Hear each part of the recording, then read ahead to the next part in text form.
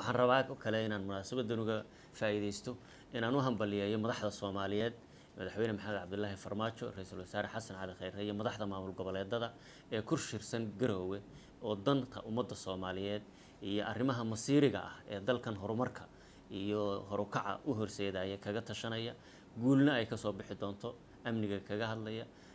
siyaasadda loo dhan yahay kaga hadlaya dhaqaalaha kaga hadlaya arrimaha bulshada iyo dib u soo kabashada iyo sidii dalkan Soomaaliyeed uu hore ugu mari lahaa hore cagihiisana si buuxda isugu taagi lahaa shirkaasi waa shir guul ah si fiican oo socda iyo dilay rajo weynba sidii kuwa hore baa inuu guuleysanay Ilaahay idinkiisa ay ka soo baxayso kana soo bixi doonto waxaan doonayaa in ummadda Soomaaliyeed la wadaago meeshii laba qof oo Soomaaliyeed ama laba mas'uul oo Soomaaliyeed oo wanaag Soomaaliyeed ka shaqeynayaba isugu yimaadaan inaynu la shaqeyno u ducayno bisha barakeysan ee Ramadaan isna barbar taagno guulna inoogu dhamaadaan arrimaheena qaran ahaan iyo ummad ahaanba Ilaahay idinkiisa